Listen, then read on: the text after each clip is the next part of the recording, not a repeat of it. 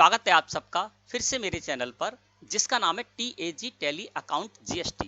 दोस्तों आज की वीडियो में हम बात करेंगे टैली प्राइम सॉफ्टवेयर के न्यू वर्जन 3.0 के एक न्यू फीचर, एक न्यू फैसिलिटी के बारे में, जो कि टैली प्राइम सॉफ्टवेयर के इससे पूर्व के जो वर्जन थे उसमें आपको उपलब्ध नहीं था। तो क्या वो न्यू फीचर है, क्या वो फैसिलिटी है और किस तरह से आपको इसको यूज करना है, और इस फैसिलिटी को, इस फीचर को यूज करने के बाद आप अपने कार्य को किस तरह से आसान कर सकते हैं, एक एग्जांपल से समझते हैं। आकाश ट्रेडर्स हमारी एक व्यापारिक फर्म है जिसमें कि हम प्रोडक्ट्स को परचेज करते हैं और सेल करते हैं।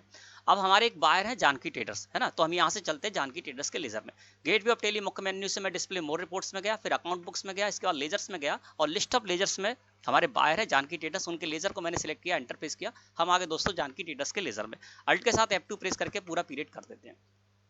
अब यहाँ पर हुआ ये दोस्तों कि जानकी ट्रेडर्स जो हमारे बायर हैं, है ना, और इनको मैंने 1 अगस्त से लेकर और 31 दिसंबर के बीच में सेल्स की एंट्री कर रखी है, यानी सेल्स के इनवॉइसेस मैंने दिए, उनकी एंट्री मैंने इस तरह कर रखी है। अब मैं यहाँ पर कोई भी एक एंट्री को ओपन कर लेता हूँ और आपको बताता हूँ इनके लेजर में जाकर। तो इनके लेजर में जब हम गए तो दोस्तों जानकी ट्रेडर्स का जो लेजर मैंने क्रिएट किया था वो यहाँ पर रजिस्ट्रेशन टाइप में अनरजिस्टर्ड के अंतर्गत किया था क्रिएट, है ना। यानी जानकी ट्रेडर्स जो हमारे बायर है वो अनरजिस्टर्ड थे, है ना। तो उनका लेजर भी मैंने अनरजिस्टर्ड के अंतर्गत यहाँ पर जो है क्रिएट किया था, और अनरजिस्टर्ड होने की वजह से इनके पास GSTIN नहीं था तो मैंने इस जगह पर नहीं डाला था। इस तरह से मैंने इनके लेजर को क्रिएट किया और इस लेजर को लेकर मैंने 31 दिसंबर 2023 तक एंट्री कर ली। अब हुआ ये कि जानकी ट्रेडर्स 1 जनवरी 2024 से GST में रजिस्टर्ड हो गए और इन्होंने हमें बताया कि भैया 1 जनवरी 2024 से हम GST में रेगुलर रजिस्टर्ड हो गए हैं और आगे जो भी आप इनवॉइसेस दें सेल्स के उसमें हमारा GSTIN डाल कर दें, क्योंकि हम GST में रजिस्टर्ड हो गए। अब इससे प्रीवियस वर्जन में यदि हम ये कार्य करते तो वहां पर हमें क्या करना होता था दोस्तों, एक अलग से लेजर क्रिएट करना होता था। ये URD रहता, एक अलग से जानकी ट्रेडर्स का लेजर क्रिएट करते और वहां पर उनको रेगुलर रजिस्टर्ड रखते और उनका GSTIN डालते। वो मुझे इसलिए करना होता था क्योंकि यदि हम ऐसा नहीं करते, इसी लेजर में जाकर, मान लीजिए इसी लेजर में हम जाते और यहीं पर इसी लेजर में आकर यहाँ पर हम रजिस्ट्रेशन टाइप में रेगुलर कर देते और उनका GSTIN डाल देते इससे प्रीवियस वर्जन में, तो उससे होता ये कि इससे पूर्व की जो एंट्री है वो भी रजिस्टर्ड सेल के अंतर्गत ही चली जाती। इससे हमारा GSTR1 रिपोर्ट बिगड़ जाता, और चूंकि हम 31 दिसंबर तक की जानकारी GST पोर्टल पर दे चुके हैं और वहां पर हमने URD में रखकर इनकी जानकारी दी थी, और अब क्या होता कि यदि हम इससे प्रीवियस वर्जन में इसी को रेगुलर रजिस्टर कर देते और GSTIN डाल देते तो सारी की सारी जो एंट्री इससे पूर्व की वो भी रजिस्टर्ड में ही चली जाती, है ना, यानी गलत इफेक्ट पड़ जाता। तो इसलिए हमको एक अलग से लेजर क्रिएट करना होता था। लेकिन टैली प्राइम सॉफ्टवेयर का न्यू वर्जन 3.0 की बात करें या इससे आगे के जो वर्जन है ना, आएंगे जो आगे वर्जन, उसमें भी आपको फैसिलिटी रहेगी। तो इसमें हम क्या करेंगे, रजिस्ट्रेशन टाइप को इसी लेजर से चेंज कर सकते हैं, हमको अलग से लेजर नहीं क्रिएट करना होगा। इसी में हम क्या करेंगे, 1 जनवरी 2024 से इसको रेगुलर रजिस्टर्ड कर देंगे, और इसमें आपको ये सुविधा है कि जब आप इसको 1 जनवरी 2024 से रेगुलर रजिस्टर्ड कर देंगे, GSTIN डाल देंगे, तो 1 जनवरी 2024 और उससे बाद की जो एंट्री करेंगे वो आपकी रजिस्टर्ड सेल में शो होगी, और इससे पूर्व की जो एंट्री है वो अनरजिस्टर्ड सेल में ही शो होंगी। अब एक एग्जाम्पल से समझ लेते हैं। अब हम क्या करते हैं, इनका जो लेजर है ना, इस लेजर में जाकर इनको क्या करते हैं, हम रजिस्टर्ड कर देते हैं, और वो करते हैं 1 जनवरी 2024 से। तो जहां से आप बाहर से चल के हम बता देते हैं आपको, क्योंकि यहां से आप कंफ्यूज हो सकते हैं। तो हम क्या करेंगे, अल्टर में जाते हैं। किसी भी लेजर में कोई चेंजेस करना है तो अल्टर में जाते हैं, अल्टर में गए, अल्टर में जाने के बाद लेजर में गए, और लेजर में जाने के बाद यहाँ पर हम जानकी ट्रेडर्स के लेजर में चलते हैं। जानकी ट्रेडर्स के लेजर में आ गए, है ना। अभी ये URD में था, अब मुझे क्या करना है, इसको करना है रेगुलर। तो यहां से मैं क्या करूंगा, रजिस्ट्रेशन टाइप में आ जाऊंगा और इसको कर दूंगा रेगुलर। मैंने रेगुलर कर दिया। अब रेगुलर है तो इनका GSTIN भी होगा, तो यहाँ पर हम क्या करते हैं, इनका GSTIN भी डाल देते हैं, यानी goods and services tax identification number इनके पास होगा तो वो भी हम डाल देते हैं ना। तो वो मान के चलता हूं कि ये है, तो मैं इस तरह से यहाँ पर डाल देता हूँ,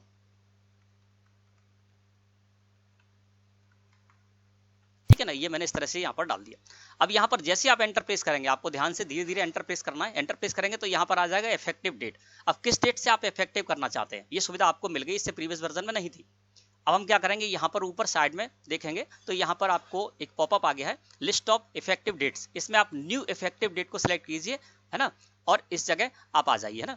आपका क्या करना है, अब यहाँ पर किस डेट से आप इफेक्ट करना चाहते हैं वो डेट यहाँ पर डाल दीजिए। तो मैं करना चाहता हूँ 1/1/2024 से, है ना। तो मैंने यहाँ पर डाल दिया 1 जनवरी 2024। अब देखिए न्यू इफेक्टिव डेट में आ गया 1/1/2024, और मैंने एंटर प्रेस कर दिया। अब ये देखिए न्यू इफेक्टिव डेट हो गई 1 जनवरी 2024। अब 1 जनवरी 2024 से ये रेगुलर रजिस्टर्ड हो गए, है ना। अब मैं क्या करूंगा, इसको एक्सेप्ट कर लूंगा। अब फिर से हम इसी लेजर में जाते हैं। अब आपको ये देखना है तो आपको ये सुविधा ही मिल जाएगी, तो आप ये देख सकते हैं इनके लेजर में आकर कि कब ये URD रहे और कब से ये रजिस्टर्ड हुए। तो इसके लिए इसी लेजर में आप आ जाइए यहाँ पर अल्ट्रेशन मोड में, इसको ओपन कर लीजिए। तो मैंने यहाँ पर लेजर अल्ट्रेशन मोड में जानकी ट्रेडर्स का लेजर ओपन कर लिया। साइड में आइए आप, साइड में यहाँ पर आपको लिखा हुआ मिलेगा मोर डिटेल। मोर डिटेल के बटन पर कर दीजिए क्लिक। मोर डिटेल के बटन पर जैसे ही क्लिक करेंगे आपके सामने स्क्रीन इस तरह से अपीयर होगी और यहाँ पर आपको लिखा हुआ मिलेगा शो मोर। तो शो मोर को सिलेक्ट करके एंटर प्रेस कर दीजिए, जिससे कि सारे के सारे ऑप्शन यहाँ पर ओपन होकर आ जाएं। अब आपको आना है इस जगह पर, यहाँ पर आएंगे दोस्तों तो यहाँ पर आपको लिखा हुआ मिलेगा स्टेटरी रजिस्ट्रेशन डिटेल, है ना। इस जगह आएंगे और नीचे यहाँ पर मिलेगा जीएसटी रजिस्ट्रेशन डिटेल। तो जीएसटी रजिस्ट्रेशन डिटेल में देखेंगे तो यहाँ पर जो आपने इनका जीएसटी आई डाला वो शो होगा। अब आपको आना होगा नीचे, है ना। तो देखिए इस जगह पर जब आप आ जाएंगे तो यहाँ पर आना है आपको जीएसटी रजिस्ट्रेशन डिटेल हिस्ट्री, है ना। इसको सिलेक्ट करके और एंटर प्रेस कर दीजिए। जैसे आप ऐसा करेंगे तो देखिए आपको यहाँ पर जानकारी मिल जाएगी कि ये लेजर कब तक अनरजिस्टर्ड था और कब से आपने इसको रजिस्टर्ड किया। अब देखिए 1 अप्रैल 2023 से देखेंगे तो ये अनरजिस्टर्ड था, ठीक है ना। और इसके बाद हम देखेंगे इस जगह पर आकर 1 जनवरी 2024 से हमने इसको रेगुलर कर दिया, तो रजिस्ट्रेशन टाइप यहाँ पर रेगुलर होने लगा और जीएसटी आई भी शो हो रहा है।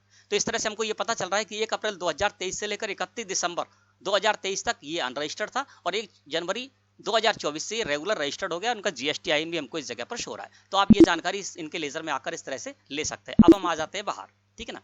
अब हम क्या करेंगे, एंट्री करके देखते हैं। तो वाउचर एंट्री में जाते हैं, F2 प्रेस कर देते हैं। 1 जनवरी से मैंने को क्या किया है, रेगुलर रजिस्टर्ड कर दिया। तो 1 जनवरी से इस जगह पर आ गया और जानकी ट्रेडर्स को सिलेक्ट करके मैंने एंटर प्रेस किया और यहाँ पर कुछ भी इनको सेल कर देते हैं। मान के चलता हूँ ये स्टॉक आइटम है, मैं इनको सेल कर देता हूँ। हमारी स्टेट के हैं तो सीजीएसटी एसजीएसटी लगाया मैंने, एक एंट्री कर ली 1 जनवरी में। F2 प्रेस कर देते हैं। 2 जनवरी में भी एक एंट्री कर लेते हैं जानकी ट्रेडर्स को लेकर। जानकी ट्रेडर्स को लिया मैंने यहाँ पर और कोई भी स्टॉक आइटम यहाँ पर लगा देते, कोई फर्क नहीं पड़ता इससे।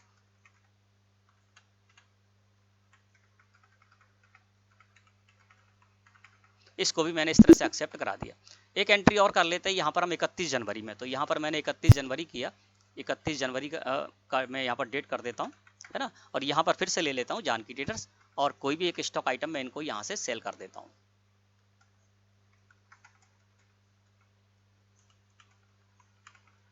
ठीक है ना। अब ये 3 एंट्री मैंने कर ली।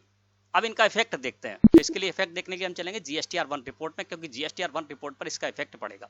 तो यहाँ से हम जाएंगे डिस्प्ले मोर रिपोर्ट्स में, फिर जाएंगे जीएसटी रिपोर्ट में और इसके बाद जाएंगे GSTR1 में। अब देखिए अल्ट के साथ F2 प्रेस कर देते हैं और पीरियड ले लेते हैं 1 अप्रैल से लेकर और 31 दिसंबर तक। अब देखिए 1 अप्रैल से लेकर 31 दिसंबर तक हम आ गए और यहाँ पर हम B2B इनवॉइसेस के अंतर्गत जाते हैं। तो यहाँ पर देखिए जानकी ट्रेडर्स का नेम शो नहीं हो रहा है। क्यों? क्योंकि 31 दिसंबर तक यूआरडी थे। तो 31 दिसंबर तक ये B2C जो इनवॉइसेस हैं उसके अंतर्गत इनकी सेल्स होगी। तो इसको सिलेक्ट करके मैंने एंटर प्रेस कर दिया B2C को और यहाँ पर वाउचर बाइज कर दिया। जब वाउचर बाइज किया तो देखिए यहाँ पर आपको जानकी ट्रेडर्स की जो भी एंट्री है 31 दिसंबर तक की, वो सारी की सारी आपको B2C के अंतर्गत सो रही, क्योंकि ये अनरजिस्टर्ड थे और अनरजिस्टर्ड को जो हम सेल करते हैं वो B2C इनवॉइसेस के अंतर्गत सो होती हैं। तो सारे जानकी ट्रेडर्स के जो भी इनवॉइसेस हैं 31 दिसंबर तक के, देखिए 31 दिसंबर की एंट्री भी सो रही है। तो ये सारी की सारी B2C के अंतर्गत सो रही है ना। अब हम क्या करते हैं, अल्ट के साथ F2 प्रेस कर देते हैं और पीरियड कर देते हैं 1/1 से लेकर और 31/1/24। ठीक है, ये कर दिया। अब देखिए यहाँ पर ये जो 3 एंट्री हमारी अनसर्टेन ट्रांजैक्शन में, इनको सिलेक्ट करके एंटर प्रेस कर देते हैं, क्योंकि मैंने इनका ऐसे ही कुछ भी GSTI डाल दिया था, है ना। तो इसको हम यहाँ से क्या करेंगे, इस जगह पर आ जाएंगे ट्रांजैक्शन विद इनकम्प्लीट में। यहाँ पर आए तो यहाँ पर हमसे कहा जा रहा है कि आपने जो जानकी ट्रेडर्स का लेजर बनाया था उसमें जो GST नंबर डाला था वो सही नहीं है और मैंने ऐसे ही कुछ भी डाल दिया था। तो इसको एक्सेप्ट कराने के लिए कंट्रोल के साथ स्पेस प्रेस कर दिया और यहाँ पर एक्सेप्ट एजेस इस बटन पर मैंने कर दिया क्लिक और यस कर दिया। तो ये हमारी एंट्री इसमें शामिल हो जाएंगी, ठीक है ना। अब देखिए हम इस जगह पर आ गए। अब ये देखिए इस जगह पर आए तो देखिए B2B इनवॉइसेस के अंतर्गत 3 एंट्री यहाँ पर सो रही हैं। पीरियड है 1 जनवरी 24 से लेकर 31 जनवरी 2024 और इसी बीच में हमने जानकी ट्रेडर्स की एंट्री की थी 3, है ना। और उनको हमने किस में क्या रखा था, रजिस्टर्ड में रखा था। अब देखिए ये हमारी B2B सेल के अंतर्गत सोने लगी। इसको सिलेक्ट करके एंटर प्रेस करेंगे तो देखिए जानकी ट्रेडर्स के लेजर में आ गए। अब वाउचर बाइज कर देंगे तो ये देखिए जानकी ट्रेडर्स को जो हमने 3 सेल की थी अभी 1 जनवरी 2 जनवरी 31 जनवरी, ये B2B सेल के अंतर्गत सोने लगी, है ना। तो क्या हुआ कि इनके लेजर को लेकर मैंने 31 दिसंबर तक यूआरडी के अंदर रखकर इनको एंट्री की थी। तो 31 दिसंबर तक इनको जो हमने एंट्री की थी वो B2C इनवॉइसेस के अंतर्गत सो रही थी, यानी अनरजिस्टर्ड के अंतर्गत सो रही थी। और उसके बाद 1 जनवरी 2024 से हमने इनको रजिस्टर्ड किया था। तो 1 जनवरी 2024 और इसके बाद की जो मैंने एंट्री की थी वो B2B इनवॉइसेस के अंतर्गत सोने लगी। तो हमको अलग से कोई लेजर क्रिएट नहीं करना पड़ा, इसी लेजर में मैंने ये सारा कार्य कर लिया और हमें क्या हुआ, जैसा इसका इफेक्ट पड़ना था वैसा ही इसका इफेक्ट सही पड़ गया। यानी 31 दिसंबर तक हमने इनकी एंट्री को B2C इनवॉइसेस के अंतर्गत रखा था, और पोर्टल पे भी, जीएसटी पोर्टल पर भी रिटर्न में उनको B2C सेल के अंतर्गत ही शो किया था, तो वहां पर भी वो B2C सेल के अंतर्गत ही शो होंगी और हमारे यहाँ भी B2C सेल के अंतर्गत ही शो होंगी। इसके बाद 1 जनवरी 2024 से हमारे यहाँ भी B2B इनवॉइसेस के अंतर्गत इनकी एंट्री शो होंगी और जीएसटी पोर्टल पर भी B2B इनवॉइसेस के अंतर्गत ही शो होंगी जब हम इनकी रिटर्न फाइल कर देंगे, है ना। तो पहला तरीका तो ये है। अब एक तरीका और जानते हैं, सेकंड तरीका, वो क्या है? वो तरीका ये है दोस्तों कि मान लीजिए आपका कोई बायर है और उसके लेजर को लेकर आप एंट्री कर चुके हैं, उसके बाद वो आपको बताता है कि भैया हम जीएसटी में रजिस्टर्ड हो गए, यूआरडी थे, हम जीएसटी में रजिस्टर्ड हो गए, तो फिर आप करेंगे, उसका क्या इफेक्ट पड़ेगा, चलिए वो भी जानते हैं। इसके लिए हम डिस्प्ले मोर रिपोर्ट्स में जाते हैं, यहाँ से जाते हैं अकाउंट बुक्स में, इसके बाद जाते हैं लेजर में। अब हम यहाँ से ले लेते हैं राघव ट्रेडर्स का लेजर। तो यहाँ से मैंने राघव ट्रेडर्स का लेजर ले लिया। अब देखिए राघव ट्रेडर्स के लेजर में जब हम आ गए, है ना, और यहाँ पर इनको जो भी मैंने एंट्री कर रखी है आज तक, वो सारी की सारी मुझे इस जगह पर शो रही। यहाँ पर 31 जनवरी तक मैं इनके लेजर को लेकर एंट्री कर चुका हूँ, और इनका जो लेजर है 31 जनवरी में ही चलते हैं। तो इनका लेजर जो हमने क्रिएट कर रखा था वो कर रखा था यूआरडी में, अनरजिस्टर्ड में कर रखा था, ये अनरजिस्टर्ड थे। लेकिन हुआ ये कि हम जनवरी की एंट्री कर चुके, लेकिन इन्होंने हमको बाद में बताया, जब हमने जनवरी की इनकी एंट्री कर दी मान लीजिए, और जीएसटी पोर्टल पर भी जानकारी देने नहीं गए हैं, और उसके बाद इन्होंने 31 जनवरी को हमें बताया कि भैया हम 1 जनवरी से जीएसटी में रजिस्टर्ड हो गए। इन्होंने पहले नहीं बताया था, अब बताया कि भैया 1 जनवरी से हम जीएसटी में रजिस्टर्ड हो गए, तो हमारी जो भी सेल है वो B2B के अंतर्गत आप शो कराएं GSTR1 में, जिससे कि हम उसकी आईटीसी क्लेम कर पाएं। अब हम एंट्री कर चुके हैं। तो अब दूसरा तरीका जानते हैं कि मान लीजिए कोई लेजर है जो पहले यूआरडी था, उसके बाद वो रजिस्टर्ड हो गया, और उस लेजर को लेकर आप एंट्री कर चुके हैं, बैक डेट से आपको उसमें चेंज करना है। अब हम इसमें बैक डेट से चेंज करेंगे। अभी इनका लेजर यूआरडी में 31 जनवरी तक एंट्री कर चुके, अब हम 1 जनवरी से इसको रजिस्टर्ड करेंगे, तो फिर क्या इफेक्ट पड़ेगा? यानी आप एंट्री कर चुके हैं और बैक डेट से उसके लेजर में जाकर कोई चेंज करते हैं तो उसका क्या अंतर पड़ेगा, चलिए जानते हैं। इसको हम यहीं से बता देते हैं। तो यहाँ से मैंने एंटर प्रेस किया, आपको जिस तरह से मैंने बताया था अल्टर में जाकर वहाँ से भी आप चेंजेस कर सकते हैं, यहाँ से भी कर सकते हैं। हम इसी जगह पर आ जाते हैं, यहाँ पर आए, और अब मुझे क्या करना है, 1 जनवरी से इनको करना है रेगुलर। तो यहाँ से मैं कर देता हूँ रेगुलर। GSTIN इनका डालना होगा, क्योंकि ये रेगुलर हो गए तो इनके पास GST रेगुलर रजिस्टर्ड है, तो इनके पास GSTIN भी होगा। तो यहाँ पर हम इनका GSTIN डाल देते हैं, कुछ भी।